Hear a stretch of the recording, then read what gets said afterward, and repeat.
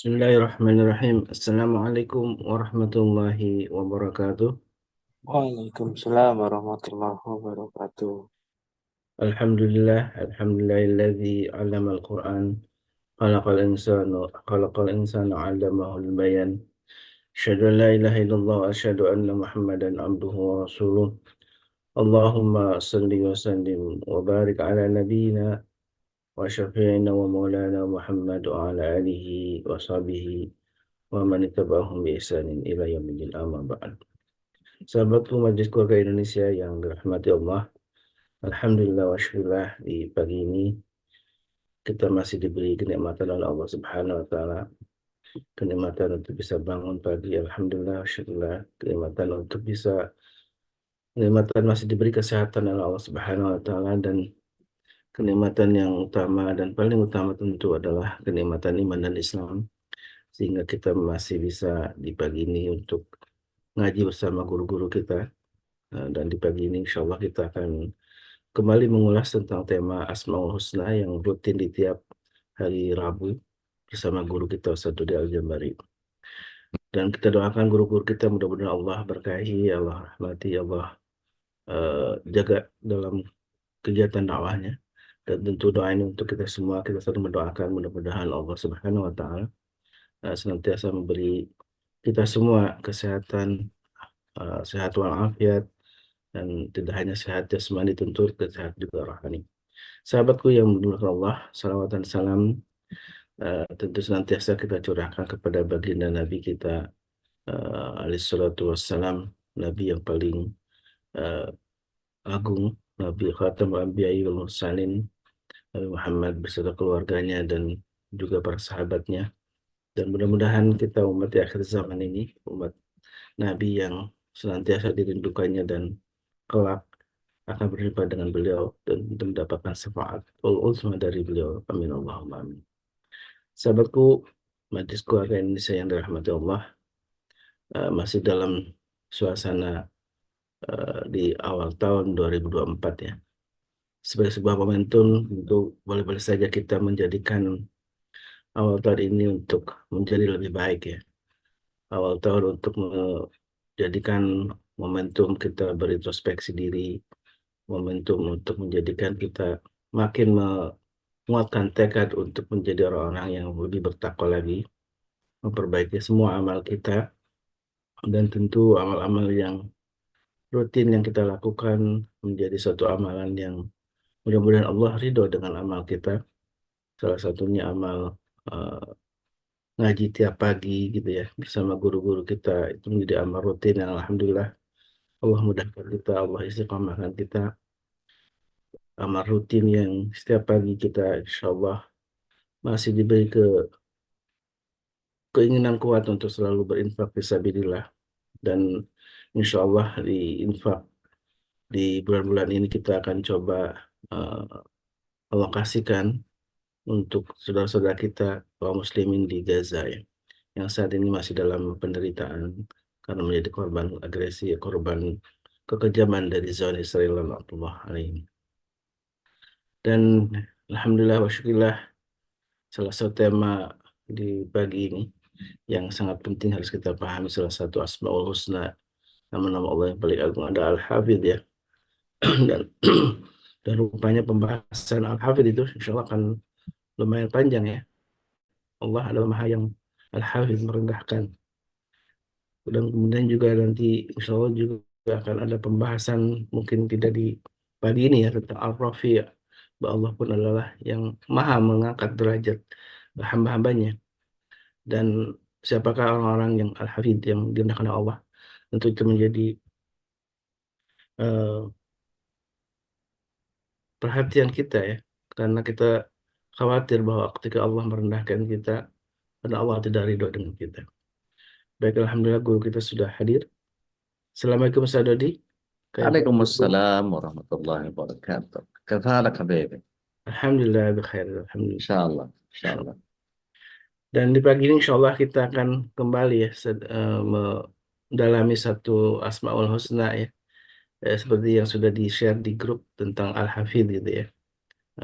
Dan nanti insya Allah akan berlanjut juga dengan tema Ar-Rafi' itu ya. Ini sebuah Nah, tema yang memang eh, menjadi salah satu asma Allah ya, yang harus kita imani, dan memang eh, tentu kita khawatir kan ketika Al-Hafidh itu dikenakan ke kita, ini dalam bentuk seperti apa gitu ya. Kita direndahkan, kemudian kita mm, dibuat oleh Allah Subhanahu wa taala untuk tidak berdaya tentunya, karena memang kita telah haula wala quwata illa billah. Baik, Ustaz, Falyatfadhal mashkura untuk mengulas tentang Al-Hafidh ini. baik. Syukran jazakumullah khair. Bismillah. Salatu wassalamu ala Rasulillah. Assalamualaikum warahmatullahi wabarakatuh. Waalaikumsalam warahmatullahi wabarakatuh. Innal hamdalillah nahmaduhu wa nasta'inuhu wa nastaghfiruh wa na'udzu billahi min syururi anfusina wa min sayyiati a'malina.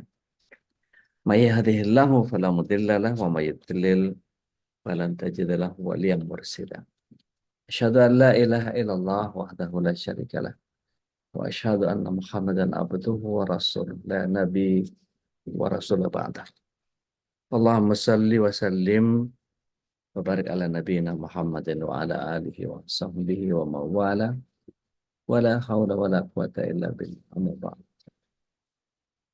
Bapak Ibu yang dirahmati Allah SWT, tentu bagian syukuran yang kita hadirkan adalah bagian yang menjadi keniscayaan kita sebagai seorang muslim.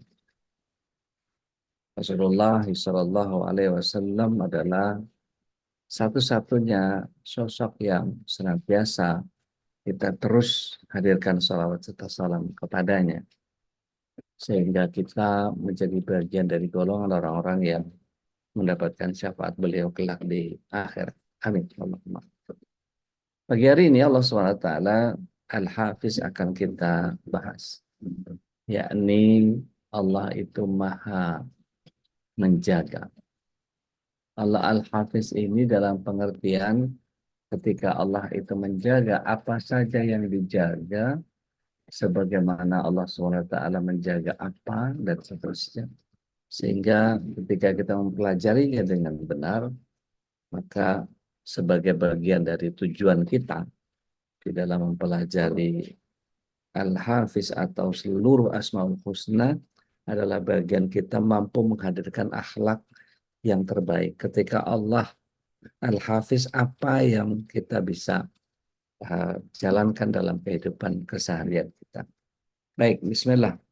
Kita mulai. Mudah-mudahan Allah Al-Hafiz menjaga hidayahnya untuk kita semua. Amin. Allahumma. Dari surah Hud ayat yang ke-57 dikatakan bahwa inna rabbi ala kulli syai'in hafil. Sesungguhnya Rob kami adalah maha pemelihara segala sesuatu. Apa yang dipelihara? Wah, ini akan menjadi bahasan yang sangat panjang. Pernah melihat matahari? Dari mulai umur berapa kita melihat matahari? Masih sama nggak terbitnya sampai sekarang? Masih sama. Timur terus, belum di barat. Artinya Allah SWT menjaga hingga waktu yang akan ditentukan nanti akan terbit dari barat. Itu pun Allah yang menjaga. Ketika suara tadi malam Tuan Guru Suparman Fajar mengingatkan kita tentang suara kokok ayam. Ya, suara kokok ayam itu seringkali saya tanyakan kepada jamaah dan jamaah selalu menjawabnya salah. Bunyinya kokok ayam itu di pagi hari atau malam hari, ya, suara kokok ayam itu selalu salah jawabannya. Ada yang jawab pagi, ada yang jawab malam. Ya, bagaimana suara kokok ayam itu di pagi hari atau di malam hari? Banyak salah, ya. Karena bunyinya kukuruyuk, bukan pagi-pagi atau malam-malam gitu ya. Dan ketika kita tahu bahwa Allah SWT menjaga setiap ayam yang terlahir dari telur, dan ada begitu banyak ayam busuk juga, ayam yang telurnya busuk maksudnya, ini menjadi bagian yang setiap kita kemudian menjadi tahu anak-anak kita sekarang nggak tahu. Ada yang konon kabarnya anak-anak sekarang sudah nggak pernah lihat ayam. Taunya sudah jadi makanan, taunya sudah jadi menu, sudah terpotong-potong dan seterusnya. Tapi bagaimana kehidupan mereka, makannya, tingkah lakunya, kakinya yang ketekuk ke belakang, dan seterusnya. Itu Allah SWT yang menjaga agar ayam tetap seperti itu.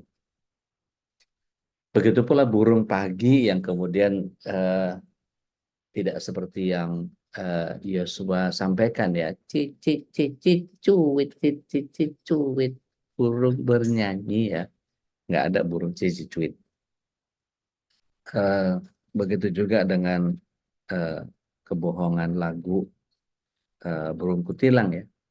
Dari kecil kan kita mendengar kutilang tahu kan ya bunyinya seperti apa. Tidak pernah lili lili lili lili gitu ya kan nggak pernah begitu. Nah itu Allah jaga. Sri Gunting itu yang seperti apa, Sri Haryanti yang di Jogja seperti apa, dan itu dijaga oleh Allah SWT. Gitu. Apa sih Ustaz kok nyambungnya kemana-mana? Enggak, ini buat intermezzo aja pagi-pagi biar seger. Ini udara di tempat saya seger banget soalnya, sambil gerimis-gerimis soalnya. Nah, kemudian Allah mau menjaga ini, menjaga langit agar tidak runtuh tanpa tiang. Ya, bahkan eh, dikatakan di dalam surah Al-A'la wa idas sama ya dan bagaimana langit itu ditegakkan oleh Allah SWT tanpa tiang ya. Eh, Kemudian bagaimana bumi agar tidak berguncang ya. Padahal kalau kita bicara ilmu geologi gitu ya, bagaimana teknologi eh, pengelolaan minyak dan gas itu ketika diekskavasi sampai ke dalam kemudian airnya atau minyaknya diangkat keluar atau gasnya diangkat keluar maka rongga yang tadinya ditopang oleh minyak ditopang oleh gas maka sejatinya dikopongkan. Ketika dikopongkan maka terjadi apa ya, kalau orang Jawa bilang jugruk gitu akan longsor akan dia akan jatuh. Allah yang menjaganya sehingga tidak terjadi yang namanya di tempat-tempat yang disedot minyaknya itu kemudian eh, tanahnya akan ambruk ke bawah begitu. Dan eh, manusia dan makhluk-makhluk Allah bisa hidup dengan baik. Di dalam surah Al-Baqarah yang ke-255 Allah SWT menyatakan bahwa wala ya'udduhu hifduhuma dan Allah tidak merasa berat memelihara keduanya. Dan ini apa namanya di ayat kursi ya. Dan kita melihat juga di dalam surah As-Saffat dan Allah itu wahifdon ya min kulli syaitanin marid ya dan telah memelihara sebenar-benarnya dari apa? Dari setiap setan yang sangat durhaka. Dan kalau kita lihat penjagaan Allah Subhanahu wa taala terhadap segala yang ada di bumi ini, entah yang di langit ya, karena itu bagian yang tidak kita bisa tengarai dengan mata telanjang, sehingga ketika kita mengamati makhluk-makhluk langit gitu ya, nanti kapan-kapan kita undang, MKI harus mengundang kayaknya Ustadz Hendro Setianto berkait dengan kitab Hayatul Hayawan. Saya kemarin baru dapat kitabnya, tapi belum saya baca secara paripurna, baru sebagian saja. Dan itu menjadi sangat luar biasa. Bagaimana Allah Subhanahu wa taala menjaga segala sesuatu dalam kehidupan kita di dunia maupun di akhirat akan tetap sama. Artinya bahkan Allah Subhanahu wa taala menciptakan ada percepatan, ada perlambatan, ada pengedepanan, ada pengebelakangan dan seterusnya. Itu bagian yang Allah Subhanahu wa taala Al-Hafiz yang Maha menjaga hambanya dari kebinasaan. Yaitu Allah menjaga makhluknya dari hal-hal buruk yang bisa menimpa manusia dan membinasakannya. Kalau dibayangkan, pernah nggak punya saudara atau punya kenalan atau pernah melihat berita? kalau melihat tabrakannya mobilnya ringsek nggak karuan, tapi ternyata yang keluar hanya sekedar lecet-lecet saja. Kok bisa Allah menjaganya? Terlepas dari itu adalah mauna, terlepas dari itu adalah karomah, terlepas dari itu kemudian apa yang Allah SWT anugerahkan kepada para nabi dan rasul, yaitu mukjizat dan seterusnya. Banyak orang yang kemudian eh, menjadi bagian yang menjadi pertanyaan buat para eh, penjaga hikmah atau penjaga agama ini di dalam keberlanjutan. Maksudnya gini, eh, ada pertanyaan bahwa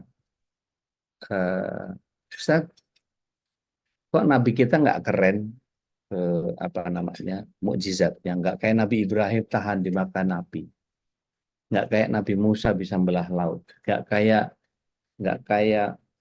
Nabi Isa bisa menghidupkan orang, nggak kayak apa namanya nabi-nabi yang sebelumnya, kayak Nabi Sulaiman itu bisa merintah angin, kata Tuan Guru Suparman Fajar semalam.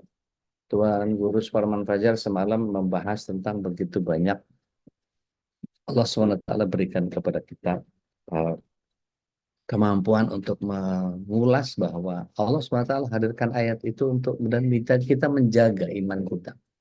Dan itu bagian yang sangat luar biasa. Nah, uh, kenapa kok nggak sekeren itu, uh, kata seorang anak kepada seorang ustadz? Maka kita perlu pelajari. Kalau misalnya uh, Nabi Ibrahim dengan kemampuannya, Nabi Sulaiman dengan kemampuannya, Nabi Ayub dengan kemampuannya, Nabi Yunus dengan kemampuannya, Nabi Musa, Nabi siapapun, sebut saja namanya. Maka kalau bahasa kita itu bicaranya no picture hoax, gitu ya, no photo hoax, gitu.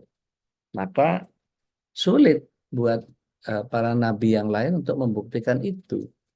Kan katanya, kalau katanya itu berarti apa? Kisah, di retelling story gitu.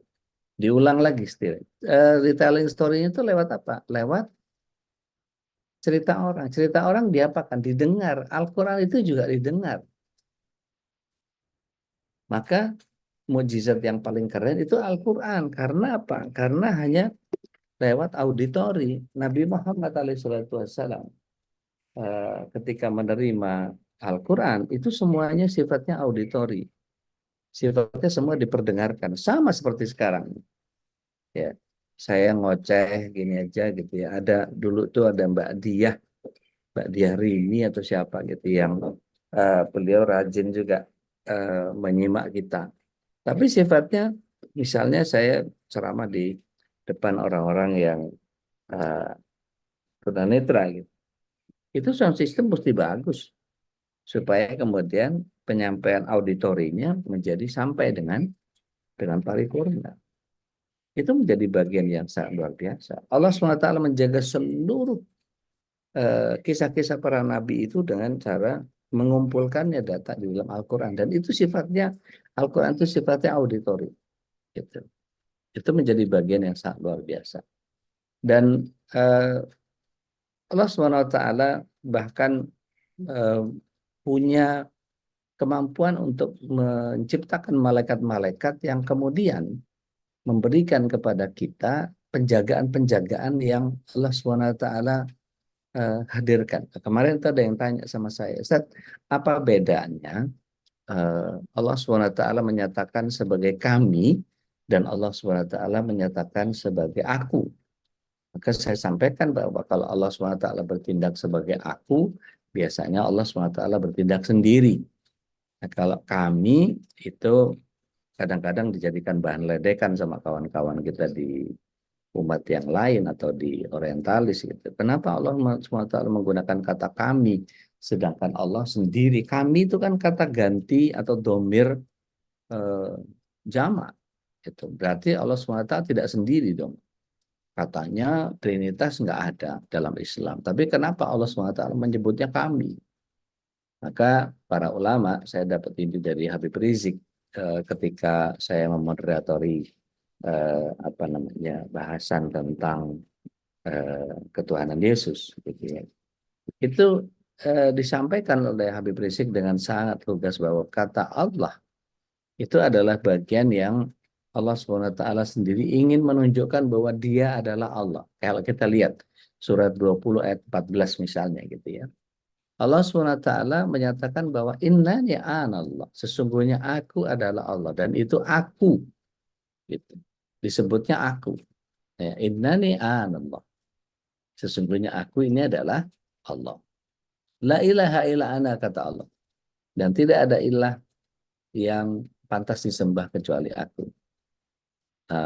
Fa'budni, maka beribadahlah kepadaku, wa aqimis shalah lidzikri, dan dirikan salat untuk mengingat aku.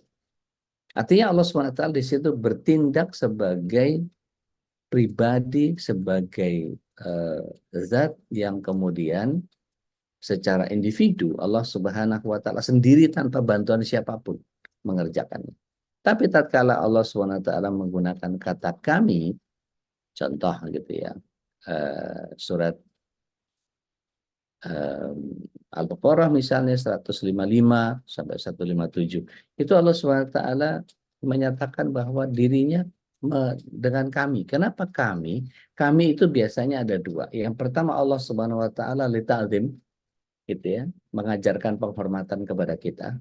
Sama seperti kita ketika nulis surat. Nulis surat itu biasanya dengan ini kami yang bertanda tangan di bawah ini. Yang bertanda tangan berapa orang? Satu orang. Gitu. Kami memohon, aduh, bla bla bla segala macam. Ini bahasa sopan. Ya, kata ganti jamak menjadi bagian yang digantikan oleh seseorang. Itu yang pertama. Yang kedua, Allah SWT melibatkan makhluk. Ya, wana beluanakum, gitu ya. Bisyai'in. Maka kami akan ujikan kepada kalian dengan segala sesuatu. Maka kami di sini ada makhluk, ada malaikat, ada nabi, ya, ada alam, ada buah-buahan, ada dan seterusnya. Gitu. Ada makhluk Allah SWT. Maka kami di situ adalah kadang-kadang Allah SWT melibatkan makhluk. Begitu. Mudah-mudahan bisa kita pahami secara clear. Nah, di ayat yang di surah Ar-Ra'd ayat 11 kalau kita baca di bagian awal-awal ya. Allah SWT menyatakan bahwa lahu ma'aqaba ma'aqabatu min baini yadaihi. Ya, bagi manusia itu ada malaikat-malaikat yang selalu mengikutinya, ya, mengikutinya bergiliran. Wa min khalfihi, ada yang di depannya, ya, ada yang di belakangnya, gitu. Maka dikatakan bahwa khalfihi mereka diciptakan, gitu ya, itu yahfazunahum, Allah menjaganya, ya. Itu dikatakan min amrillah, atas perintah Allah. Artinya Allah menjaga manusia dengan mengirimkan malaikat. Dan kalau kita lihat di ayat berikutnya, innallaha la yughayyiru ma biqaumin hatta yughayyiru ma bi anfusihim. Tidak seseorang akan berubah kecuali dia melakukan perubahan itu sendiri, baru Allah kemudian memberikan bantuan merubah seseorang. Ketika orang hijrah, ya, ketika orang memeluk Islam, ketika dia tidak mampu melakukan perubahan-perubahan sesuatu terhadap dirinya, maka sulit. Allah SWT tidak apa namanya memberikan sesuatu kepada seseorang itu berdasarkan apa yang dia inisiasikan dulu. Ya, kan innama amalu biniat gitu ya. Ada seorang istri satpam yang baru pulang shift 3. Itu setiap kali ketemu sama istrinya dia dengan lelah, saya bilang dia bilang ke istrinya, saya mau istirahat ya langsung ya, soalnya tadi nggak sempat istirahat dan nggak sempat ngopi. Maka ngeletak aja suaminya tuh di tempat tidur setelah bebersih dan ganti baju. Tapi istrinya ini di sajadahnya, Masya Allah, dia meminta kepada Allah SWT. Ya Allah, sambil menggumam sedikit lirih gitu, ya Allah, dapetin arisan bulan ini ya Allah, dapetin arisan bulan ini ya Allah, dapetin arisan bulan ini.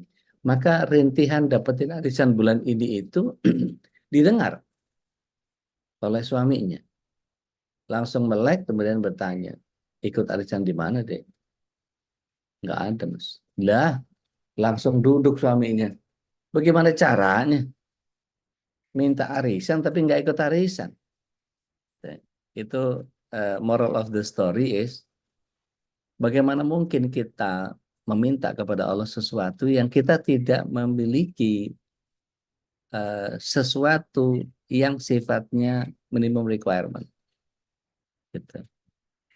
Sama seperti apa namanya, kalau di motivasi-motivasi itu biasanya para eh, apa namanya, para leader atau para pembicara itu mengatakan bahwa di Amerika itu ada orang yang berdoa kepada Tuhannya. Tuhan beri saya lotre, beri saya lotre, beri saya lotre. Maka kemudian ada malaikat yang menghampirinya. Bagaimana kalau kita ketemu di tengah? Bagaimana maksud ketemu di tengah? Kamu beli lotrenya dulu, nanti baru dapat. Gua nggak beli lotre, tapi minta dapat lotre. Bagaimana caranya? Nggak ikut arisan tadi si istrinya satpam tadi, nggak ikut arisan, tapi pengen dapat arisan. Bagaimana mungkin? Gitu. Ingin mendapatkan penjagaan Allah, tapi dia sendiri tidak menjaga Allah. Ingin mendapatkan hidayah dari Allah, tapi hidayah ditebar begitu banyak tidak mau dibuka. Al-Quran yang sedemikian tebal, kapan terakhir dibaca? Dengan apa? Dengan pemaknaannya, dengan tadaburnya. Gitu. Makanya kemarin sama Dokter Vicky mau dicitakin tuh 603 orang di grupnya eh, keluarga majelis keluarga Indonesia itu, sahabat MKI dari 603 yang ngaji cuma berapa semalam, 35 atau berapa, 33 naik turun karena ada yang mental. Budi Dami sempat mental semalam. Kemudian kalau ini yang menjadi bagian yang kita kepengen dapat ilmu tapi nggak ikut ngaji, gimana caranya? Jadi kalau Allah nggak melihat intensitas kita untuk mendapatkan keilmuan, ya bagaimana mungkin Allah Subhanahu wa taala cinta bikinin teh hangat tuh. Makasih ya. Yang Rosella itu boleh. Eh, Ketika kita tahu bahwa eh, Allah Subhanahu wa taala menghadirkan begitu banyak cara untuk menjaga kita, maka Allah menjaga amalan manusia dengan mencatat seluruh amalan tersebut, baik berupa amalan anggota badan, lisan, bahkan niat yang terbersih dalam hati manusia. Maka dalam surat yang kedua ayat 152 dikatakan bahwa Fazkurni azkurkum washkuruni wala takfurun. Ingatlah kepadaku. Sebentar. Surat 2 ayat 152 itu bukan isinya. Saya kadang kalau lupa suka nggak ingat. Ada yang berkenan mau baca artinya? Surat 2 ayat 152. Ngebel di saya tapi lupa isinya tiba-tiba. 2152. Nah, Bentar, bukan tafadhal. 2. Susah bukanya. Bentar. Tadi udah siap jadi hilang. Masya Allah. Bentar. Tadi baru habis ngaji. Masya Allah. Boleh saya udah. Monggo, silakan. Al-Baqarah ayat 152. Nah, Maka ingatlah kepadaku, aku pun akan ingat kepadamu. Bersyukurlah kepadaku dan janganlah kamu ingkar kepadaku. Berarti benar ya. Fadkurni azkurkum washkuruli wala takfurun. Ingatlah kepadaku maka aku akan ingat kepadamu. Jadi, matur nuwun. Syukran jazakumullah khair. Ketika kita tahu bahwa Allah SWT kita ingat, maka Allah akan ingat kita. Gitu ya. Fadkurni azkurkum washkuruli wala takfurun. Dan kita lihat penjagaan ini kemudian bagian yang kita harus hati-hati dengan apa yang kita obrolin. Hati-hati dengan apa yang kita ketik. Hati-hati dengan apa yang kita posting. Hati-hati dengan apa yang kita komen. Karena Allah memperhatikan setiap pelisanan. Ada yang mau baca surat 50 ayat 18 dari sisi artinya aja, tarjimnya saja? Tafadhal, tafadhal. 50, 18. Qaf. Surah Qaf, maaf. 50, 18. Nah, tafadhal apa? Tidak ada suatu kata yang diucapkannya, melainkan ada di sisinya malaikat pengawas yang selalu siap mencatat. Nah, kan seperti saya bilang, malaikat itu mencatat setiap pelisanan. Berani kalau sudah ayat itu dijelaskan, masih berani ngomongin orang, masih berani gibah, masih berani nyacat eh, calon presiden yang ini begini, cawapres yang ini begitu, dan seterusnya. Nggak usah. Gitu. Maka ketika Allah SWT menjaga setiap lisan kita, jangan-jangan nanti kita akan menjadi orang yang merugi dan muflis. Karena pernah ngomongin cawapres yang ini begini, capres yang ini begitu, dan seterusnya, dan seterusnya. Oke, kita punya pilihan masing-masing. Gitu. Maka setiap kita harus menjaga marwah kita di hadapan Allah SWT. Gitu. Bahwa kemudian nanti bahwa takdir Allah Subhanahu wa taala berbicara berbeda yang tidak sesuai dengan apa yang kita inginkan, itu kehendak Allah, itu prerogatifnya Allah, gitu. Karena tadi tidak ada sesuatu pun apapun yang tersembunyi dari Allah, dan hal ini sebagaimana makna tadi Ar-Ra'd ayat 11 tadi, yaitu bagi tiap-tiap manusia ada malaikat yang menjaganya depan dan belakang, dan bergantian ada beberapa malaikat yang mencatat amalan-amalan. Gitu. Nah, Bapak Ibu sahabat dan KI yang dirahmati Allah Subhanahu wa taala. Bagaimana Allah menjaga kepada para wali, yaitu hamba-hamba yang mereka dekat dengan Allah dan Allah dekat dengan mereka. Maka Allah menjaga mereka dari bibit-bibit dosa dan maksiat dan menjaga mereka dari perangkap-perangkap syaitan agar mereka selamat dari bisikan-bisikan yang buruk. Kalau kita kumpul sama saudara-saudara kita yang saleh, anak-anak kita itu kemudian dipegang kepalanya, kemudian itu kami kalimatillah tamah wa min kulli aina lamah wa min kulli syaitan hama. Coba kalau kita memberikan kabar tentang orang sakit, Ustadz Sahal langsung tuh, Asalullah al-azim rabbil arsyid azim yasfiya. Asalullah al-azim rabbil arsyid yasfiya. Beliau ulang sampai 7 kali tuh dalam voice note-nya. Kenapa? Karena Rasulullah SAW menyatakan barang siapa yang membaca As'alullah al-azim rabbil arsyid yasfiya 7 kali, ya, sab'amar, dikatakan bahwa dia akan menyembuhkan, dan Allah itu akan menyembuhkan orang ini. Artinya, kenapa Ustadz Sahal begitu otomatis langsung begitu ada berita siapa yang sehat, langsung beliau voice note? Karena Allah menjaga beliau dengan hafalannya. Bagaimana beliau meruqyah begitu banyak orang dengan pola, oh kalau orang begini maka bacaannya yang ini, kalau ini sihir maka bacaannya yang ini, kalau ini pengaruh maka bacaannya yang ini. Itu begitu dijaga wali-wali Allah itu, Masya Allah, gitu. Maka Allah Subhanahu Wa Taala menjaga wali-wali Allah itu dengan pembahasan yang sangat luar biasa. Kalau kita lihat Ustadz Saiful, gitu, Abu Bakar, beliau bisa menghitung bagaimana hitungan waris itu buat istri berapa, buat anak berapa, mana yang 1/6, mana yang 1/8, mana yang, Masya Allah. Kalau Allah tidak menjaga waliullah, maka udah bubar itu hitungan-hitungan waris itu, karena begitu jelimet. Bawa ke sini, Cinta.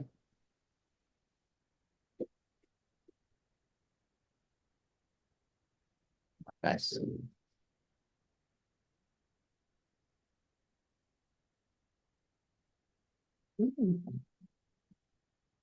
Nah, kemudian ketika kita melihat bagaimana Allah SWT mengawasi, menjaga, ya, sama dengan menjaga. Allah Al-Hafiz, maknanya adalah mengumpulkan dan mengetahui apa yang kemudian merupakan bagian yang dikumpulkan, dan mengetahui apa yang dikumpulkan itu makna penjagaan juga. Atau menjaga bisa juga bermakna mengawasi. Sebagaimana Allah SWT di dalam surah Asy-Syura ayat yang ke-6 dikatakan walladzina takhadhu min dunihi, dan orang-orang yang mengambil pelindung-pelindung selain Dia, selain Allah, ya, aulia Allah selain Allah, maka dikatakan hafizun alaihim, Allah mengawasi ya perbuatan mereka, atau dalam pengertian menjaga gitu ya. Dan kemudian di ayat ini dikatakan bahwa Allah Subhanahu wa taala menyatakan bahwa wa ma anta alaihim ya biwakil. Bukanlah orang-orang yang diserahi untuk mengawasi mereka. Nah, Bapak Ibu yang dirahmati Allah Subhanahu wa taala, ketika kita paham bahwa bagian ini adalah bagian yang kemudian kita bisa memahami bahwa Allah Subhanahu wa taala itu adalah sosok yang senantiasa menghadirkan begitu banyak kepada kita, yakni hal yang disebut sebagai penjagaan tadi, maka kita bisa perhatikan apa yang Allah Subhanahu wa taala awasi, apa yang Allah Subhanahu wa taala jaga ketika di dalam surah Asy-Syura ayat yang ke-6. Dan orang-orang yang mengambil pelindung selain Allah tadi, Allah mengawasi perbuatan mereka, dan kamu, wahai Muhammad, bukan orang yang diserahi untuk mengawasi mereka. Artinya biar Allah saja yang melakukan pengawasan itu. Nah, ini bagian yang kemudian harus kita pahami secara menyeluruh. Nah, Bapak Ibu sahabat MKI dimanapun berada, ketika kita tahu bahwa Allah SWT punya penjagaan yang begitu luar biasa, maka Al-Hafiz juga bisa bermakna amanah. Sebagaimana Allah menyifati Nabi Yusuf dengan nama yang seperti itu.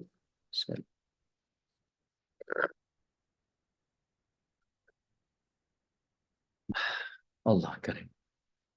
Allah berfirman bahwa Nabi Yusuf berkata, ya, ij'alni, jadikan aku, ya, ala hazain. Hazain itu bendahara, ya, bendahara. Dikatakan hazainil ard, bendaharawan negara, waktu itu ada di Mesir. Inni hafidun alim. Aku sesungguhnya adalah orang yang bisa menjaga lagi berpengetahuan. Artinya ini amanah. Ya. Yang kemudian setiap orang yang diberikan kemampuan oleh Allah SWT untuk menjaga dirinya, ini pun juga dia akan menjadi orang yang aman. Mudah-mudahan 2024 kita akan mendapatkan orang sebagai pemimpin kita yang bisa menjaga amanah. Amin. Allahumma. Nah, Imam Al-Qurtubi menyatakan bahwa Allah Al-Hafiz ini bisa dimaknai dengan sifat zatiyahnya Allah, atau sifat perbuatan atau fi'liyahnya Allah, maqadar Allah, ya, apapun yang dikehendaki sama Allah. Maka apabila maknanya adalah sifat zatiyahnya Allah, maka kembali kepada makna nama Allah Al-Alim dan yang semisalnya. Karena Allah menjaga seluruh makhluk yang dengan ilmunya, sehingga tidak ada satupun makhluk yang keluar dari penjagaan Allah. Sebagaimana apabila dikatakan fulan menjaga hafalan Qur'annya, maka maknanya adalah Al-Quran itu senantiasa ada di dalam hatinya. Tapi kenapa ada orang-orang yang menghafal Al-Quran tapi temperamennya masih belum juga baik? Apakah Allah tidak menjaga dia? Menjaga. Allah menjaga hafalannya saja. Gitu. Maka bahwa setiap orang kemudian harus mentadaburi isi daripada Al-Quran itu dan kemudian menjalankannya dalam amal perbuatan. Nah, ini bagian yang kemudian harus dia kerjakan sendiri. Gitu. Sebagaimana Allah SWT wa makana rabbuka, gitu, di dalam surah Al-Maryam ayat 64, ya, itu bagian yang Allah SWT nggak mungkin lupa, sehingga Allah menafikan sifat lupa dan lalai dalam diri Allah, sebagaimana Allah berfirman tadi, ya, dalam ayat yang ke-64 dari surah Maryam. Nah, Bapak Ibu yang dirahmati Allah SWT, mari kita lihat bahwa Allah ini adalah sebaik-baik penjaga. Ya, dalam surat Toha ayat yang ke-52, qala ilmuha, pengetahuan tentang itu, inda rabbi, ada di sisi Tuhanku. Ya, fi kitabin Dalam sebuah kitab dikatakan bahwa la yadillu rabbi, dan Tuhan kami tidak akan salah, ya, wala yansa, dan tidak akan pernah lupa. Ketika dimaknai dengan sifat perbuatan Allah, maka kembali kepada perbuatan menjaga makhluknya, dan lawan dari menjaga adalah menelantarkan. Maka subhanallah, tidak mungkin Allah SWT menelantarkan. Maka Allah berfirman tentang penjagaannya. Dikatakan bahwa Wallahu khairul hafizah. Maka Allah ini adalah sebaik-baik penjaga. Dalam surat Yusuf ayat 64. Nah, perhatikan oleh kita betapa kita harus memunculkan peneladanan terhadap Al-Hafiz. Ini yang selalu senantiasa saya selalu berusaha untuk ayo kita belajar Asmaul Husna ini bukan untuk makin canggih pemahaman kita tentang Asmaul Husna-nya, tetapi bagaimana Asmaul Husna ini bisa menginspirasi kita untuk memunculkan penjagaan-penjagaan atau memunculkan akhlak-akhlak atau peneladanan terhadap apa yang ada pada Allah. Di bahasan-bahasan Asmaul Husna sebelumnya kita mempelajari bahwa Allah itu Ar-Rahman Ar-Rahim. Mampukah kita kemudian memunculkan Rahman dan Rahimnya sebagai Abdurrahman dan Abdurrahim? Kita bukan bernama Abdurrahman Abdurrahim, tapi harus punya sifat Abdurrahman Abdurrahim. Sebagai hamba yang punya welas asih, sebagai hamba yang punya kasih sayang. Contoh sederhana. Mari kita bedakan mana yang kinerja Allah, mana yang kinerja kita. Perhatikan surat yang ke-30, ayat yang ke-21. Ini ayat undangan. Gitu ya. Ayat undangan ini menyatakan bahwa, dikatakan bahwa di ayat ini Allah Subhanahu wa Ta'ala menyatakan bahwa Allah Subhanahu wa Ta'ala itu tidak hanya sekedar menciptakan, ya, tapi Allah SWT memberikan satu pakem kepada kita. Ada bagian yang Allah desain, ada bagian yang harus kita upayakan. Mari kita lihat surat 30 ayat 21. Sudah ketemu semua? A'udzubillahi minasyaitonirrajim. Mudah-mudahan nggak ada masalah sama Allah ya, sehingga enggan kita membuka Al-Quran. Atau mungkin sedang sibuk, maka saya maklumi. Tapi kalau yang sedang berhadapan dengan layar ini dan punya Al-Quran, silakan dibuka. Surat 30 ayat 21. Ini ayat undangan. A'udzubillahi minasyaitonirrajim. Wa min ayatihi an khalaqalakum min anfusikum azwaja litaskunu ilaiha. Sampai situ dulu. Pada tanda-tanda kebesaran Allah atau ayat-ayat Allah itu ada kebesaran, ada tanda-tanda kebesaran Allah, yaitu apa?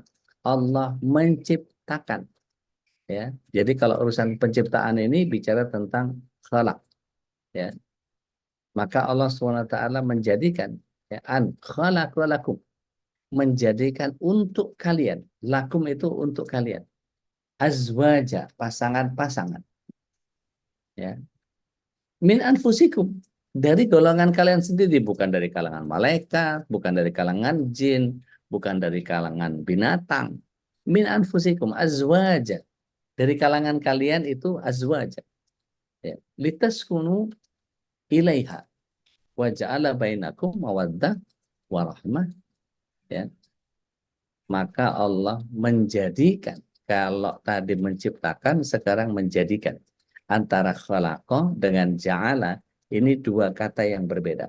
Kalau khalaqa itu Allah sendiri, tapi kalau ja'ala, Allah SWT butuh kepada suami istri.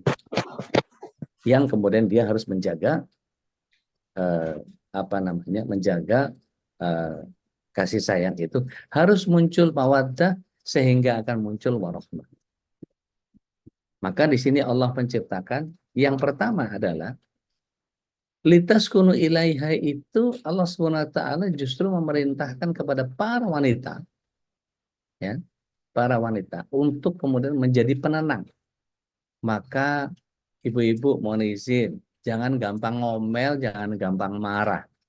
Kenapa? Litaskunu ilaiha itu tidak ada orang yang bisa tenang dengan omelan. Pasti orang kalap, pasti orang panik, minimal sedih. tuh kok marah-marah sih, tuh kok ngomel mulu sih, kok anu gitu. Bikin kalap. Maka seorang wanita yang masih senang ngomel gitu, kemudian dia menjadi bagian yang kemudian dia tidak menepati ayat itu. Litaskunu ilaiha, agar engkau tenang kepada para wanita. Kalau para wanita tidak memberikan rasa tenang, maka sebagai sebuah keluarga sudah mulai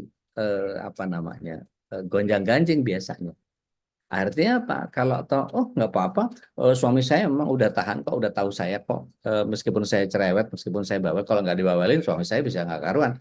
Itu bagian yang kemudian jangan-jangan suaminya tertekan dan menahan diri. Gitu. Ini bagian yang kemudian mesti dikonfirmasi. Gitu. Kalau ini ada kajian bapak-bapak, kita lihat seneng nggak bapak-bapak kalau suami istrinya ngomel-ngomel, kan nggak. Gitu. Maka litas kuno ilaiha ini beban untuk para wanita supaya bisa menumbuhkan rasa tenang. Mari kita pelajari bagaimana Allah SWT menjaga Rasulullah SAW dengan sosok Ibunda Khadijah. Ketika beliau alaihissalam turun dari Gua Hira kemudian pulang ya, ke hadirat Ibunda Khadijah. Apa yang Rasulullah SAW katakan pertama kali begitu masuk rumah? Zamiluni, selimuti saya. Dalam keadaan kalap, panik, Rasulullah SAW gemeter karena ketakutan baru pertama kali ketemu sama Jibril. Yang sebelumnya tidak pernah bertemu. Maka apa yang dilakukan oleh Ibunda Khadijah ketika itu, Masya Allah. Ditenangkan, tidur di pangkuan beliau, kemudian diselimuti. Ditanya, ada apa? Aku dikejar orang-orang. Maka begitu ngelirik Rasulullah SAW, malaikat Jibril itu masih ada di depan pintu. Tuh, di arah depan pintu. Begitu Ibunda Khadijah ngelihat, mana nggak ada siapa-siapa, nggak kelihatan buat Ibunda Khadijah.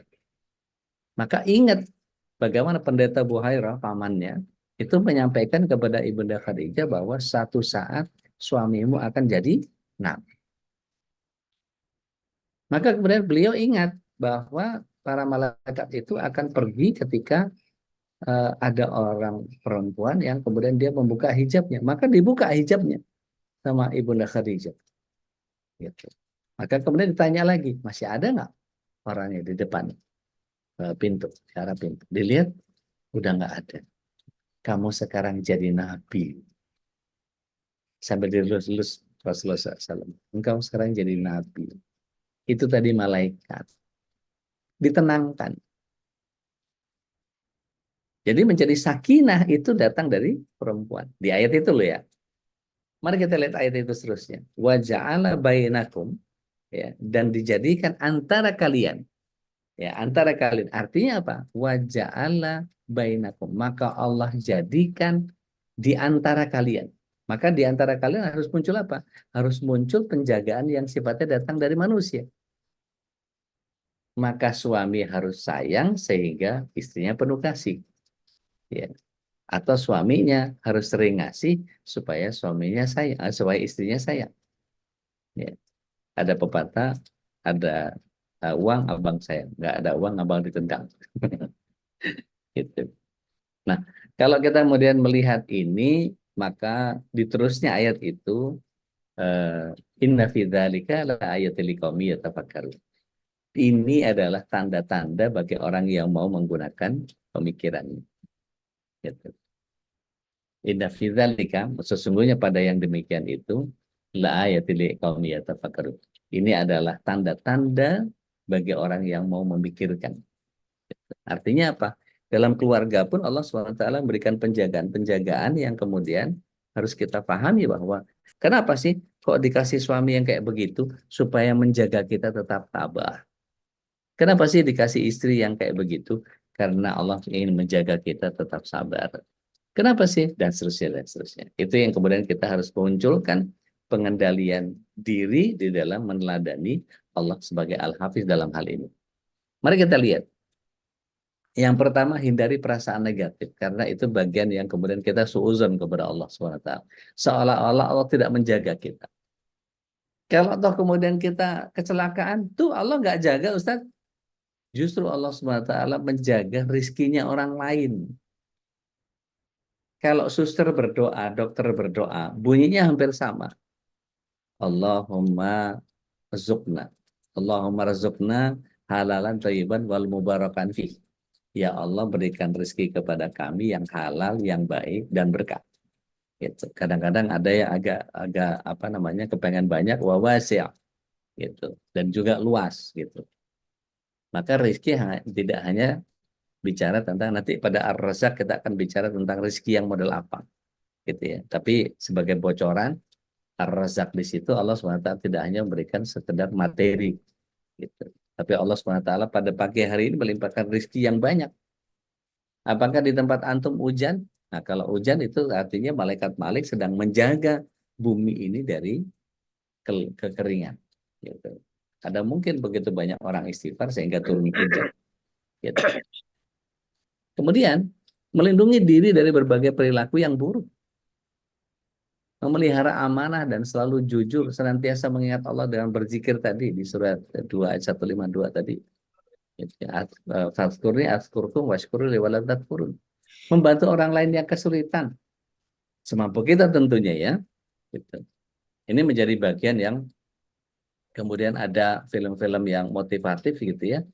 Ada seorang bilioner yang kemudian dia punya properti banyak dan punya uang yang sangat banyak. Beliau ingin menguji kebaikan orang, maka dia menyamar sebagai orang yang nggak berpunya. Gitu. Maka kemudian datang seorang perempuan kemudian dimintakan, bisa berikan saya untuk sekedar makan, boleh boleh saya minta sekedar rezeki untuk saya bisa makan hari ini. Maka seorang perempuan ini merogoh sampai dalam tuh dompetnya, ada beberapa receh gitu, terus kemudian diberikan kepada si bapak ini. Anaknya juga punya burger gitu, kemudian dikasih aja. Gitu.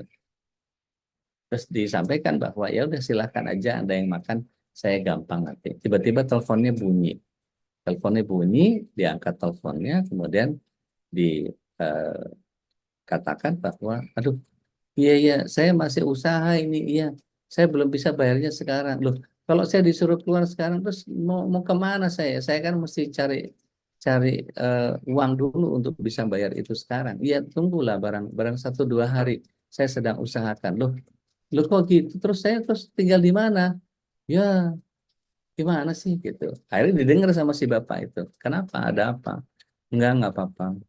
Terus ditanya, kamu tadi ngerogoh dompet kayak dalam banget kan? Iya, itu sisa sisa apa namanya, sisa hidup saya, sisa bagian yang kemudian membuat saya ya cuman segitu-gitunya gitu. Terus sekarang Anda diusir dari tempat kontrakan Anda. Iya, karena saya sedang kesulitan apa ini segala macam. Jadi kamu yang sudah kesulitan begitu masih mau memberikan kepada orang lain katanya.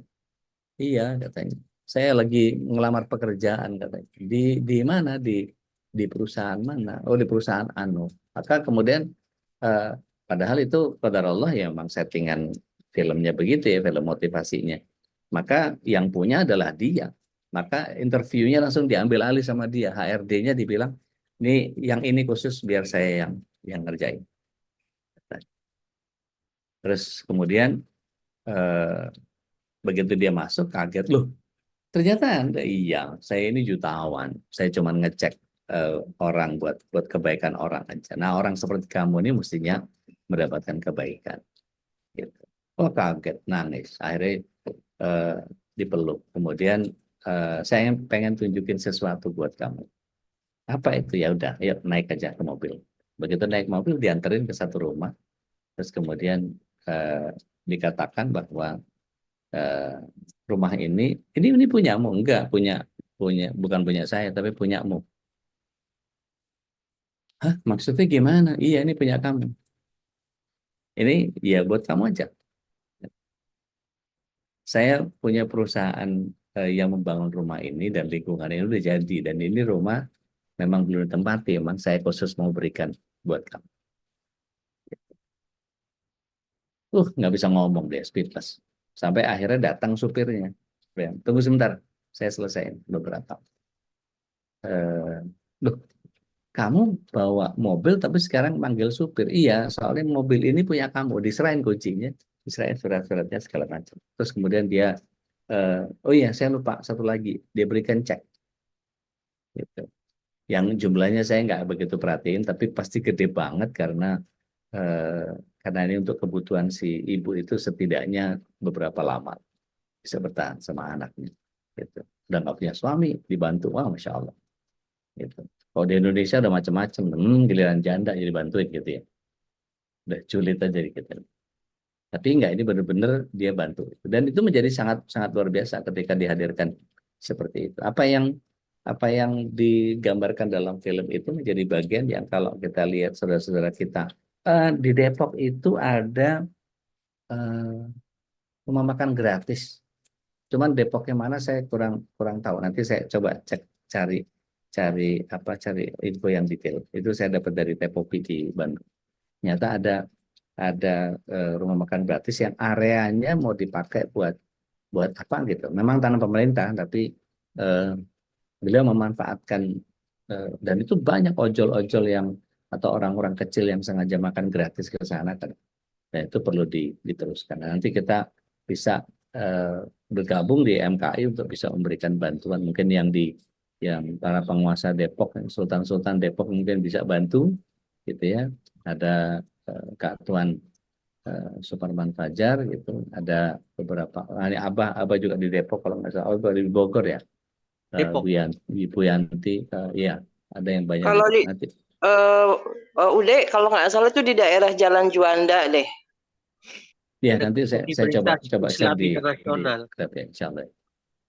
Baik, ala kulihal, begitu banyak hal yang kemudian kita bisa bantu, tidak hanya Palestina, saudara-saudara kita di sekitar kita, para pendakwah ini juga tidak bisa membayar internetnya dengan pahala dan doa. Gitu. Saya kan nggak bisa bayar bensin pakai pahala dan doa. Saya punya pahala banyak dari berdakwah dan saya punya doa yang mustajab untuk tolong diisikan bensinnya 10 liter kan nggak mungkin. Maka sedekah atau infak atau apa namanya nafkah dari antum-antuna semua yang menghidupkan para pendakwah itu. Tetapi kemudian menjadi bagian yang kita sudah nyaman, dapat hidayah, dapat ilmu, dapat apa segala macam dan seterusnya. Tapi untuk memberikan apa namanya, memang mungkin nggak bisa hitung-hitungan ya. Tapi balas jasa itu bagian yang kemudian Allah menjaga mereka dari penjagaan kita, memberikan nafkah kita dan sedekah kita kepada mereka. Itu bagian yang kemudian akan saya jadikan penutup di bagian akhir paparan yang insya Allah kita memahami secara sederhana. Tapi kalau ada yang masih terlalu rumit untuk memahami ini atau ada ingin dibantah, ada disanggah, saya serahkan kembali ke Ustaz Khalis. Saya tafadhal masykur ya Ustaz. Alhamdulillah, masyaAllah, jazakallah khairan Ustaz. Al-Afwi ya nanti kita akan coba kembali ulas mungkin dengan tanya jawab.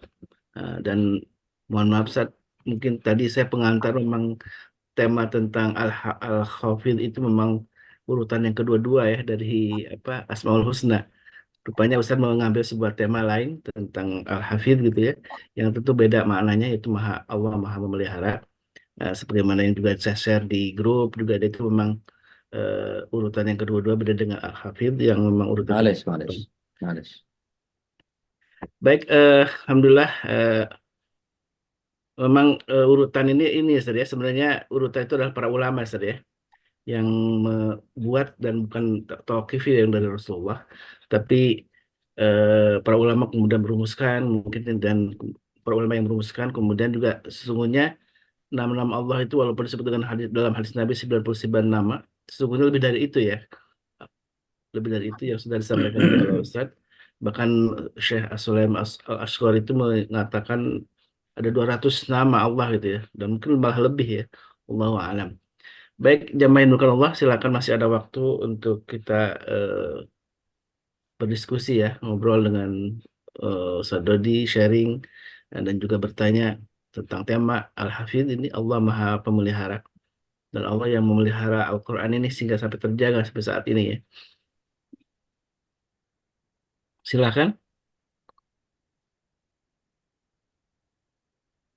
Dan makna-makna yang tadi disebutkan sebagai closing dari Ustadz Dodi itu sangat ini ya, betapa Allah memelihara kita dan Allah menginginkan kita untuk menjadi orang-orang yang juga pemelihara. Salah satunya dengan ikut berbagi dengan orang lain, membagikan harta kita yang kita miliki, karena di dalam harta kita adalah bagian dari apa namanya milik orang lain sesungguhnya ya. Bi amal hakul sa'iri wal mahrum. Baik, ada yang di chat, silakan. Silakan kalau yang di luar tema juga boleh nanya ya. Karena ini kan aplikasi Asmaul Husna ini memang lebih banyak yang kita harapkan, tidak hanya kita memahami maknanya, kemudian juga secara keilmuan ya, memahami maknanya, menghafalnya Asmaul Husna itu, tapi sesungguhnya adalah dalam aplikasi keseharian kita, kita menyerap apa-apa yang menjadi Asmaul Husna itu ke dalam kehidupan sehari kita. Abah silakan, Abah Huseri yang sudah present. Ketua Assalamualaikum kelas, mangga. Waalaikumsalam warahmatullahi warahmatullahi wabarakatuh. wabarakatuh. Ahlan, Abi izin diskusi nih.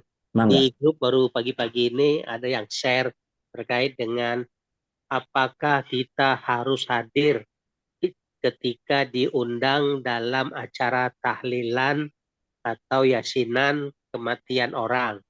Ya. Nah, ramai itu di grup. Saya belum jawab.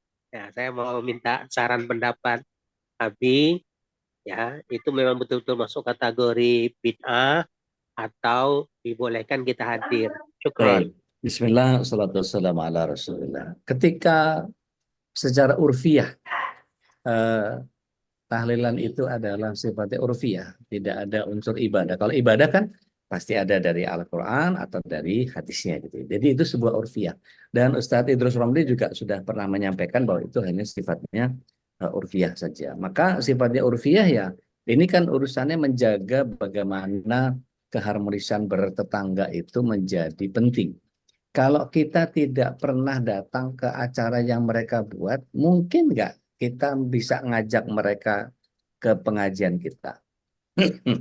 Saya melihat hukum imbal baliknya adalah bagian yang kemudian teposlironya mesti muncul kalau bahasa Jawa tuh. Teposliro itu apa ya? Timbang terima, apa ya? Yang lebih pas. Tenggang rasa. Tenggang rasa, betul. Jadi ketika ada orang yang ngundang, maka silakan aja datang. Apakah kita kemudian mengikuti bacaan itu atau tidak, atau kita tujukan bacaan itu untuk diri kita sendiri, setelah itu kita bacakan si mayit atau yang ditujukan kepada itu bagian yang kemudian kita punya keyakinan sendiri tentang doa kita khususkan kepada si mayit, itu urusan keyakinan kita. Maka silakan saja hadir gitu ya, dan melakukan silaturahim kepada tetangga gitu, dalam pengertian ukhuwah gitu, silakan aja. Untuk menunjukkan juga bahwa kita punya show of force kepada lingkungan kita, yang kemudian orang akan kalau mau macam-macam sama orang Islam menjadi agak apa namanya, agak ngeper lah gitu kalau mau urusan sama orang apa namanya, sama orang Islam ini, karena urusannya abring-abringan ke sana kemari ini, kemana-mana orang Islam pokoknya dimanapun dia berada pasti dia akan memberikan bantuannya kepada begitu banyak orang. Berarti masih ngeri. Sampai sekarang Yahudi itu masih ngeri untuk urusan sama orang Islam kalau subuhannya setara dengan sholat Jumat. Masalahnya kan nggak pernah. Subuhan kita masih belum sama kayak sholat Jumat. Nggak ada yang mereka takuti. Gitu. Jadi makanya kalau mereka belum lihat kesungguhan kita, masih banyak orang munafik yang nggak mau datang ke masjid di subuh dan isya, maka itu bagian yang kemudian mereka cengeng-cengengnya saja. Gitu. Kurang lebih begitu, Bah. Jadi bahwa kita punya keyakinan sendiri, misalnya keluarga saya tidak tahlilan, kawan-kawan di Muhammadiyah menyatakan bahwa di kami tidak tahlilan. Itu kawan-kawan di NU mengerjakan tahlilan, pastinya kita nggak datang. Tapi ada yang secara keras menolak, kemudian mereka tidak mau hadir, oh nggak pernah mau tahlilan dia, kan ya biarkan saja gitu. Tapi buat kita yang punya ilmu untuk masuk ke dalam konteks al-hafiz tadi gitu ya, bahwa kita menjaga bagaimana kalau misalnya kita apa namanya sampai ngadu keras gitu ya, itu apa namanya urusan saya ngejalanin sunnah aja, saya nggak mau yang bid'ah-bid'ah begitu gitu ya. Misalnya gitu ya, katakan ada orang yang ngotot kayak begitu. Nanti satu saat orang lingkungan yang begitu kental dengan urfiahnya, kental dengan acara tradisinya, terus kemudian ketika kita mati, udah biarin aja kalau dia mati nggak usah diurus. Kan nggak enak juga kalau gitu gitu. Itu bagian yang kemudian setiap kita mungkin bisa kompensasi dengan bagian yang lain. Oke, katakan saja mohon izin datang duluan ke yang punya hajat, mohon izin saya nggak bisa hadir karena ada acara keluarga gitu. Tapi kalau misalnya butuh sesuatu, insya Allah kami akan bantu. Gitu. Misalnya minta izinnya dengan cara seperti itu, bukan main ngilang-ngilang aja sampai diciriin sama orang, udah percuma ngundang dia, nggak bakal datang gitu. Ntar kalau apa namanya, ntar kalau mati nggak usah diurus, kan nggak bisa juga begitu. Itu bagian yang kadang-kadang ya karena lingkungan kita mungkin belum paham, lingkungan kita mungkin mengedepankan tradisi. Tapi kalau misalnya ada yang mau bersikeras untuk tidak hadir, buat saya ya tinggal bagaimana cara menyikapinya saja. Kalau bisa bersikap elegan, kenapa tidak? Gitu. Begitu jawaban saya, Bah. Jadi kalau misalnya ada orang yang bersikeras untuk tidak mau karena itu bid'ah, gitu, ya silakan aja. Gitu. Tapi kalau saya tetap menyarankan silakan datang. Kalau perlu kita nggak usah ikut apa namanya, nggak usah ikut tahlilannya gitu. Kita bantuin yang punya rumah nyiapin air, nyiapin apa yang mereka perlu apa segala macam. Kita sibuk ngurusin kursi yang di tendanya atau apalah gitu, macam-macam yang bisa kita kerjakan. Wallahu alam. Bisa. Yang penting kehadiran kita tetap ada di lingkungan yang guyup itu. Gitu, Bang. Wallahu alam. Dari Bu Aulia, silahkan. Assalamualaikum Ustadz. Jadi Waalaikumsalam warahmatullahi wabarakatuh. saya berkuliah di Albania, di Masya mana Allah. sebenarnya itu adalah suatu negara Muslimnya sebenarnya mayoritas. Iya. Tapi karena itu Eropa Tenggara, jadi memang kayak Muslim itu tuh kayak cuman menjadi tradisi gitu. Dan mereka itu kan habis komunis, jadi kayak seluruh agama tuh bertoleransi. Jadi misalnya ada Natalan, mereka juga selebrasi gitu-gitu. Dan saya tinggal di asrama bersama teman-teman Muslim sebenarnya kan. Nah, mengenai Natalan kemarin, jadi narasi mereka mau ngajak saya ikutan untuk tukar kado gitu kan. Nah, terus dalam hati saya kayak tadi Ustadz, kayak oh kayaknya biar saya bisa lebih akrab gitu harus ikut gitu kan. Nah, tapi dalam hati saya ya udahlah kalau kayak gini niatnya saya memang pengen ini aja, maksudnya kayak ya udah memang saling tukar kado bukan karena Natalan gitu. Itu apa nggak apa-apa Ustadz? Nggak apa-apa, itu siasah. Itu Hmm. siasah. Oke. Jadi dalam lingkungan yang memang masih belum bisa menerima apa namanya keyakinan dan sikap kita, maka berlemah lembutlah. Mereka nggak baca semua hadis, mereka nggak baca pemahaman Al-Quran dengan benar. Mereka lihat tingkah laku kita, mereka lihat perilaku kita, mereka lihat bagaimana akhlak kita sebagai Muslim. Maka ketika kita menyampaikan itu dengan santun, dengan elegan, dengan keren, dengan kita menghadirkan situasi yang solutif, setiap ada kita selesai semua persoalannya, begitu dia merujuk siapa dia orang Islam, begini. Gitu. Maka satu saat begitu kita sudah menguasai lingkungan itu, kita yang melakukan perubahan terhadap itu. Gitu. Iya Ustadz. Satu lagi. Enggak. Ini lagi libur nih atau lagi di sana? Iya, lagi libur tapi masih di asrama gitu. Masya Allah, Masya Allah. Jadi di Albania nih sekarang nih? Masih di Albania. Masya Allah. Alhamdulillah. Jadi Ustadz, kemudian yang kedua ini kan mengenai hafalan Al-Quran Ustadz. Baik. Saya alhamdulillah udah selesai ziyadah itu waktu summer kemarin, musim panas. Tapi saya nggak tahu, agak kebingungan mungkin dalam menjaganya gitu Ustadz. Ada yang bilang kayak menjaganya itu ya udah kamu baca Al-Quran itu berarti menjaganya gitu. Atau kayak menjaganya itu kamu ngulang lagi, hafalin lagi sampai mungkin gitu kan Ustadz buat Ya, murojaahnya. ya. Jadi Nah, saya mohon bimbingannya Ustadz karena saya ya Allah kadang karena ziyadah itu kan berarti kayak ya udah baru 1 kali gitu seret ya udah terus kayak belum mungkin belum kuat banget gitu ya Ustadz. Tolong ya. Ustadz ininya Baik, bimbingannya. Bismillah. Salatu wassalamu ala Rasul. Masya Allah, Masya Allah. Barakallah fiik. Jadi menjaga Al-Quran itu ada yang menjaga hafalannya saja, memori otak kiri. Ada yang menjaganya dengan memahaminya. Saya termasuk yang menjaga dengan pemahaman. Saya kalau disuruh, ini ayat berapa? Nggak tahu.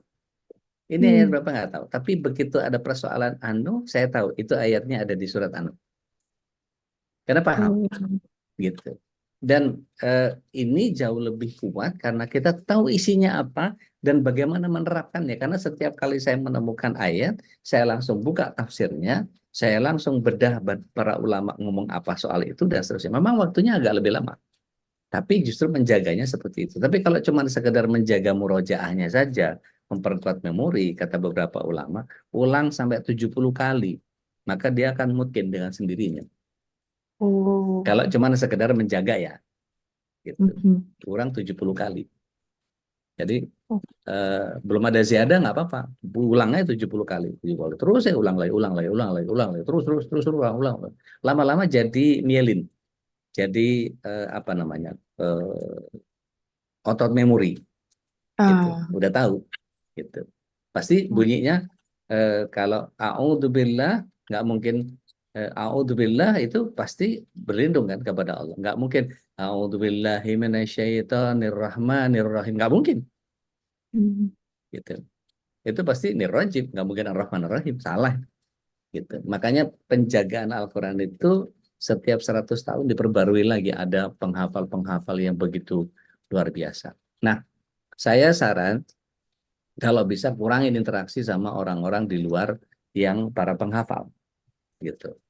Jadi kalau misalnya ada kayak Natalan apalagi segala macam itu, pura-pura sibuk aja, nggak apa-apa. Pura-pura nggak bisa, pura-pura ada sesuatu yang kira-kira dalam norma mereka kita sedang mengerjakan sesuatu yang ini sifatnya nggak bisa diganggu. Saya nggak tahu ya di Albani seperti apa apa namanya budayanya ya. Saya belum pelajari, tapi mudah-mudahan nanti sekuat Syekh Nasruddin Al-Albani gitu nanti pemahamannya. Karena Syekh Nasruddin Al-Albani itu cuma orang perpustakaan yang kemudian beliau banyak baca, banyak murojaah dan beliau sempat mengajar gitu di Madinah itu. Gitu. Karena senangnya beliau sama perpustakaan. Beliau itu dikenal sebagai tukang servis jam gitu. Syekh Albani itu. Tapi tidak ada yang tidak mungkin gitu. Karena tidak butuh gelar kan pendakwah itu. Apalagi anti belajar di Albaniyah itu menjadi bagian yang sesungguhnya Allah SWT ingin menjaga anti dari sisi pemahaman. Maka dua hal tadi. Ulang 70 kali supaya mungkin gitu. Dan kemudian fahami dari sisi ini ayat tentang apa sih? Ini ayat tentang apa? Saya tarjem ya seperti tadi saya katakan bahwa ayat ini kenapa begitu saya bisa pecah-pecah di surat 30 ayat 21, apakah saya mampu memecah semua ayat seperti itu? Enggak. Tapi saya mampu memecah ayat-ayat yang memang saya pahami, saya kuasai, dan saya tahu siapa ulamanya yang ngomongin ini seperti ini, ngomongin ini seperti itu, dan seterusnya. Karena memang semua sudah dibaca. Sama satu lagi saya minta sama Allah, ya Allah kuatkan hafalan saya. Ya Allah kuatkan pemahaman saya. Nanti kita akan, saya nggak tahu mungkin Mbak Aulia ini belum ikut bagian bahasan yang keluarga Allah. Nanti coba minta sama Mas Ahmad Munandar atau di adminnya MKI, minta rekaman waktu saya membahas tentang keluarga Allah, Allah's family. Itu ada penjelasan saya begitu komprehensif tentang itu. Insya Allah, barakallahu fiik, mudah-mudahan Allah mudahkan nanti di sana sampai selesai mungkin. Insya Allah. Barakallahu fiik. Terima kasih Ustaz. Dengan senang hati saya. Sama Ustaz dengan Bu Yuyun juga di chat hampir sama pertanyaannya. Minta bagaimana supaya tidak lupa. Jika kita berusaha menghafal Al-Quran tapi nanti hafal tapi kemudian beberapa hari itu bisa lupa, kenapa ya udah? Ya itu tadi, murojaahnya kurang kurang banyak, murojaahnya kurang sering. Ada beberapa ulama itu menyatakan bahwa kalau engkau sudah 70 kali murojaah sudah pasti mungkin. Gitu ya Bu Yun ya. Jadi kadang-kadang kayak saya nih, ngapal 4 hilang 16. Ziadahnya 4 hilang 16. Itu sering banget itu kalau itu. Kalau dia niatin gitu. Baik. Bu Elvi, silakan. Assalamualaikum Pak Ustadz. Waalaikumsalam warahmatullahi wabarakatuh. Soal ghibah Pak Ustadz. Kalau kita ngibahin seseorang, Ya, kan kita harus minta maaf sama orang tersebut. betul. Nah, kalau orang menghibah kita memaafkannya. Tapi kadang-kadang agak susah Pak Ustadz.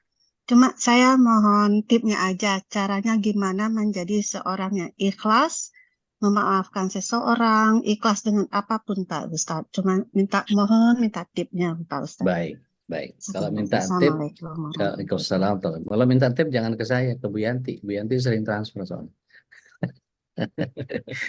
Kalau dari saya, Ibu coba baca surat 24 ayat 22. Coba silahkan. Karena Bu Elvi yang nanya, jadi Bu Elvi yang baca tuh terjemahan. Silahkan. Saya lagi di luar Pak Ustadz. Oh, Masya Gagal Allah. Qurannya, Baik, mohon maaf Pak Ustadz. baik. Siapa yang berkenan bantu Bu Elvi? Itu bacain. Surat 24 ayat 22. Mangga? 24, 22. Iya. Dan Diperhatikan ya jangan- Bu Elvi ya. Diperhatikan Bu Elvi, Iya, nanti Pak. lihat poinnya. Apa yang Ibu dapat dari poin ini? Silakan. Iya. Dan janganlah orang-orang yang mempunyai kelebihan dan kelapangan di antara kamu bersumpah bahwa mereka tidak memberi bantuan kepada kerabatnya, orang-orang miskin, dan orang-orang yang berhijrah di jalan Allah. Dan hendaklah mereka memaafkan dan berlapang dada. Hendaklah Apakah- mereka memaafkan dan berlapang dada ya Bu Elvi. Iya Pak Ustadz. Terusin. Iya, itu memaafkan Terusin apa? itu. Ya, terusin Pak. Apakah kamu tidak suka bahwa Allah mengampunimu Nah, dan Allah Maha Pengampun, Maha Penyayang. Masya Allah, tabarakallah. Barakallahu fiik Abah. Jadi Amin. gini Bu Elvi, Iya Pak, saya dengar. jika engkau tidak memaafkan kesalahan orang lain, maka Allah tidak akan mengampunimu. Mau begitu? Enggak mau. Nah, udah maafkan saja. Jangan pernah ada kata-kata yang disebarkan menjadi salah kaprah di negeri ini. Yaitu apa? Saya maafkan tapi tidak akan pernah saya lupakan. Iya, sering kayak gitu ya Pak Ustadz. Forgiven Ya. but not. Itu salah kaprah. Coba lihat surah 24 ayat 22. Anda tidak mau memaafkan, siap-siap untuk tidak mendapatkan ampunan dari Allah. Ngeri loh. Ngeri banget itu. Tahu syarat masuk surga? Yaitu memaafkan kesalahan orang lain terhadap kita sebelum tidur. Itu Sayyidina Abdullah bin Amr bin As radhiyallahu an. Itu sampai 3 hari nginep di tempat orang yang disebut sama Rasulullah SAW pemuda surga yang masih berjalan di atas muka bumi. Dia amazed. Kenapa dia yang mengerjakan copy paste atau duplikasi kepada Rasulullah SAW, kok dia nggak pernah disebut sebagai pemuda surga yang berjalan di atas muka bumi? Kok begitu? Gitu. Maka dia telisik tuh 3 hari dia nginep bareng sama pemuda surga yang berjalan di atas muka bumi itu. Maka apa yang terjadi? Dia memaafkan kesalahan orang lain setiap sebelum tidur. Gitu ya Bu Elvi? Iya Pak Ustadz. Baik, barakallah. Makasih banyak Pak Kalau Ustadz. ingin mendapatkan ampunan dari Allah, udah maafin aja. Udah nggak pakai tapi deh. Bismillah, maafin. Biar Allah yang bales. Gitu ya. Baik. Makasih Pak Ustadz. Jangan senang hati, Assalamualaikum BLV. Assalamualaikum warahmatullahi wabarakatuh. Izin sebentar, saya baca dari Bu Luli. Apakah boleh makam bapak saya dipindahkan ke makam dekat ibu saya karena waktu itu bapak saya dimakamkan di PU khusus COVID yang jauh. Syukran. Boleh aja, silakan aja. Tapi kalau saya saran sebaiknya nggak usah. Gitu. Nanti kita menemukan hal-hal yang di luar nalar kita, gitu ya, karena itu sudah ada di alam yang gaib, yang bukan ranah kita, gitu ya. Nanti kita akan menjadi awkward gitu, berhadapan sama situasi seperti itu. karena sudah sangat lama kan, sudah 3 tahunan gitu. Kita kan nggak tahu apa yang terjadi pada jasad beliau. Jadi ikhlaskan saja, yakini saja bahwa apa yang kita bisa lakukan kepada kubur ayahanda sudah ikhlaskan. Mudah-mudahan itu yang terbaik. Karena toh jasadnya mau dikumpulkan atau disatukan dalam satu makam sekalipun, ruhnya sudah pasti diperlakukan berbeda sesuai dengan amalnya. Jadi mohon maaf kalau saya katakan menjadi tidak terlalu berpengaruh untuk akhiratnya atau untuk kuburnya. Karena ketika orang dipisahkan kuburnya sekalipun, ketika Allah SWT hendak mengumpulkan orang dengan keimanannya, maka nggak ada yang bisa memisahkan keluarga. Wallahu a'lam. So, kalau dari saya gitu ya, Mbak Luli. Wallahu a'lam. Bu Dina, silakan. Assalamualaikum Ude. Waalaikumsalam. Nyambung yang Bu Elvi tadi ya, memaafkan tanpa tadi ya.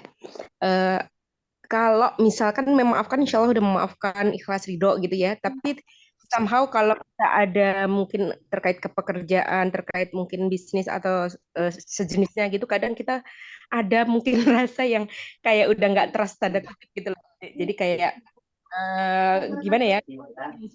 Mungkin menyakiti hati gitu yang di luar apa kasihkan gitu, kadang jadi nggak percaya lagi. Itu itu juga termasuk kita belum sepenuhnya ridho atau sendiri aja itu. Baik, Bismillah, Assalamualaikum ala Rasulullah. Tadi, kan tadi dikatakan di surat 24 ayat 22, maafkan saja kalau mau diampuni sama Allah.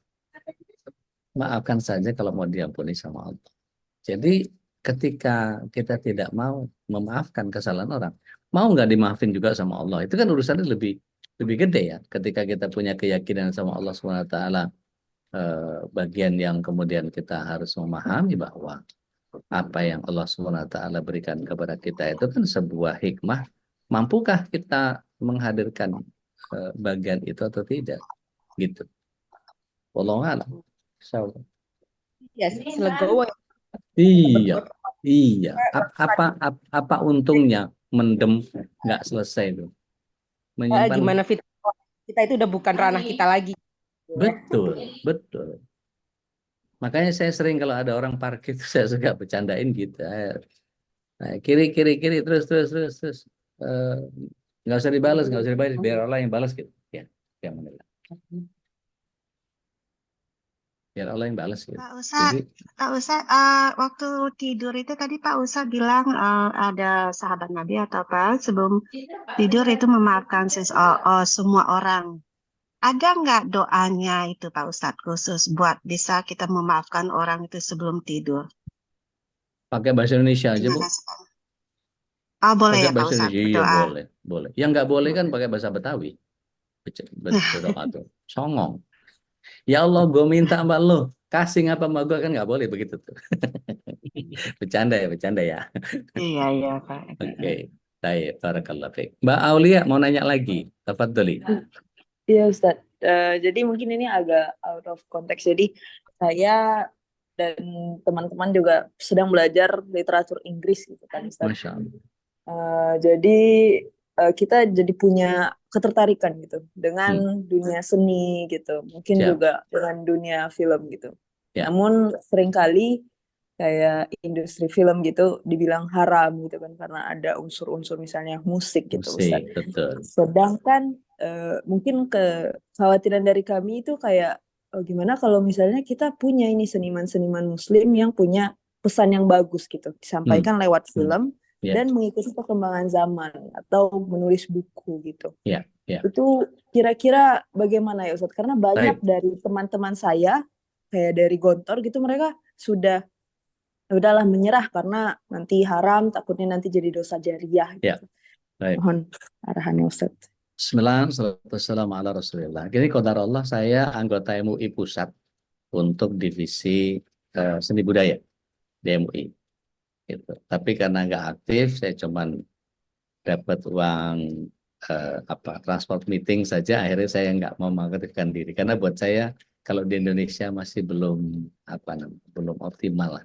Yang masih di sana itu Mbak Helvi, Tiana Rosa, Ustadz Saiful Bahri, Ustadz Habib Rahman, Al-Sirazi, satu lagi Agus Edward kalau nggak salah. Mudah-mudahan mereka masih bisa konsis. Saya udah males banget karena saya pikir saya nggak manfaat di sana gitu. Akhirnya saya mengundurkan diri dari MUI. Begini, Al-Farabi itu mendesain, dia ahli matematika, dia hafal Quran, dia hafal hadis, tapi beliau yang mendesain pertama kali notasi angka. Do, re, mi, fa, sol, la, si, do, si, la, sol, fa, mi, re, do. Itu beliau, Al-Farabi. Karena orang Madura aja rusak tuh. Do, re, mi, fa, sol, la, si, do, si, la, sol, fa, mi, re, do gitu kan ya. Jadi rusak. Begini maksud saya. Silakan saja berkreasi dengan nada, tapi kan tidak harus bermusik. Bisa nggak pakai nasyid? Kalau bisa pakai nasyid, pecah suara aja. Gitu. Misalnya mau bikin yang malah lebih, kalau nasyid itu jauh lebih seru asal kita tahu composing ya, tahu composing misalnya. Misalnya ketika ada alunan tawaf yang kemudian gambarnya cuma cuman potongan patah-patah orang tawaf di Ka'bah gitu ya. Itu kemudian kita isi dengan beberapa suara yang kita isi. Subhanallah walhamdulillah wala ilaha illallah Allahu akbar. Secara nada nggak ada masalah, secara isi nggak ada masalah. Mbak Aulia lihat di surat 26 ayat 221 sampai 226. Di arah 227-nya it's fine selama menyebut banyak asma Allah SWT. Gitu. Nah, nadanya sendiri memang kita diminta, bahkan baca Al-Qur'an saja disuruh memperindah, gitu kan ya. Nah, bisa nggak bikin sesuatu film gitu misalnya, nggak apa-apa kita bikin, ayo seniman yuk ngumpul yuk kita bikin film, tapi filmnya yang kemudian tidak bisa ditolak secara syariat. Karena apa? Nggak pakai lagu, nggak pakai musik, nggak pakai macam-macam gitu misalnya. Kan itu masalah kekuatan auditori saja. Saya qadarullah pernah jadi orang film, pernah jadi penyutradaraan beberapa film-film pendek dan seterusnya. Mas Selo tuh udah masih ancang-ancang, cocok nih bikin film gitu ya. Saya juga dubber, jadi mainin suara itu sudah sangat tahu. Dan waktu Europe datang ke Indonesia itu saya yang juga ikutan jadi orang-orang di belakang panggungnya lah, ngeset lampu dan apa segala macam. Nah, itu bagian yang saya ini buat Mbak Ulia aja nih, yang lain nggak usah dengar. Saya punya sertifikat Broadway sama Kabuki. Dua tempat itu saya dapat sertifikat itu, ya artinya di dunia yang sekarang, di dunia dakwah saya nggak pakai lagi. Waktu itu di challenge sama Dr. Vicky, ayo kita bikin yuk pertunjukan yang seperti Ustadz Dodi mau. Itu bagian yang kemudian membuat saya jadi Bismillah aja lah gitu. Kalau memang takdirnya Allah begitu ya, ayo kita bikin aja nggak apa-apa. Film-film pendek yang kemudian pakai nasyid. Sekarang ngambil footage atau ngambil courtesy dari beberapa. Nanti tinggal ketik saja nasyid humming gitu. Itu banyak banget. Dan itu saya pernah kasih ke Mas Ivan kalau nggak salah, itu memang ada saudara-saudara kita yang memang concern terhadap kesenian, itu bikin khusus. Nanti kalau Mbak Olia berkenan, saya nanti kasih just give me the email or WhatsApp or something gitu ya. Nanti I can touch you, so I will send it to you. Itu banyak kok literaturnya kalau mau dimanfaatin. Jangan juga terlalu kaku. Saya pernah ngobrol sama Ustadz Ridwan Allahyarham, karena beliau penasehat di kami kalau bikin film sama Mas Mamang Allahyarham gitu ya dulu, Mas Herul Umam. Ustadz Habib Rahman Al-Sirazi juga punya concern yang sama tentang itu. Jadi memang ada bagian yang bab musik itu sendiri memang bisa kita akali, gitu, insya Allah. Siap, Ustaz. Barakallah. Terima kasih. Keep in touch ya. Iya, Ustaz. Barakallah. Terima kasih. Dengan senang hati. Baik, Alafu nih, Ustaz Khalis. Aneh Insyaallah. ada kelas lagi setelah ini, jadi Alafu aneh langsung, oh iya, kurang lebih seperti itu. Baik, alhamdulillah. Jazakallah khairan, Ustaz. Dan Wakadalik. Mbak Aulia ajak ya teman-temannya Muslim di Albania sana untuk ikut gabung di kajian ini. Mudah-mudahan jadi bermanfaatan ya, beri banyak manfaat untuk teman-teman di sana. Dan insya Allah, kalau di sana jam berapa nih, Mbak Aulia? Jam 1, Ustaz. Insya Allah ya, masih bisa insya Allah. 1 dini hari.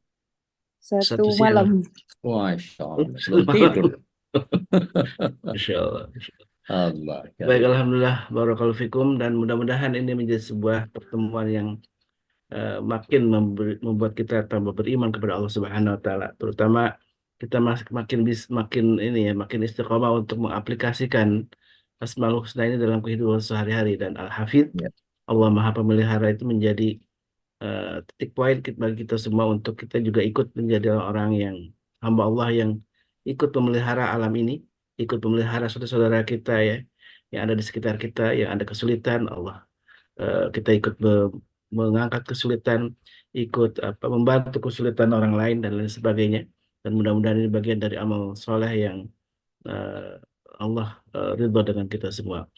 Baik jamaah yang dimuliakan Allah, alhamdulillah wa syukurillah, dan tidak lupa sebelum ditutup kami ajak untuk ikut mengaplikasikan salah satu dari penerjemahan dari Asmaul Husna Al-Hafidz ini, adalah kita ikut menjadi orang-orang yang ikut membela saudara-saudara kita di Palestina khususnya, Gaza, di Gaza terutama, dan insya Allah dengan infak fisabilillah yang diberikan oleh jamaah semuanya yang diamanahkan kepada MKI menjadi bagian yang insya Allah kita akan donasikan untuk saudara-saudara kita di Palestina, wabil khusus di Gaza, dan mudah-mudahan Allah berikan pertolongan bagi mereka, bagi kaum mujahidin, kaum orang lemah yang menjadi korban dari agresi Zionis Israel. Dan terus kita berharap bahwa Allah segera akan mengembalikan Masjidil Aqsa kepada kaum muslim. Allahumma ruddal Masjidil Aqsa ila rihabil muslimin.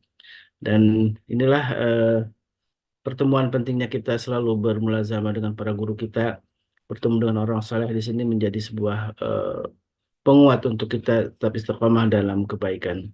Dan mari kita tutup kajian ini dengan doa kafaratul majlis. Subhanakallahumma wa bihamdika asyhadu an la ilaha illa anta astaghfiruka wa atubu ilaik. Dan jangan lupa besok masih ada kajian bersama Ustaz Dodi Al-Jamari di jam yang sama insyaallah. Dan di malam hari ada kajian bersama Ustaz Tuan Guru Sepadan Fajar tentang tadabbur Al-Quran. Dan mari kita doakan para guru kita, mudah-mudahan Allah selalu menjaga mereka. Alhamdulillah, wabillahi taufiq wal hidayah. Wassalamualaikum warahmatullahi wabarakatuh. Waalaikumsalam warahmatullahi wabarakatuh. Jazakumullah Allahumma arhamna bil Qur'an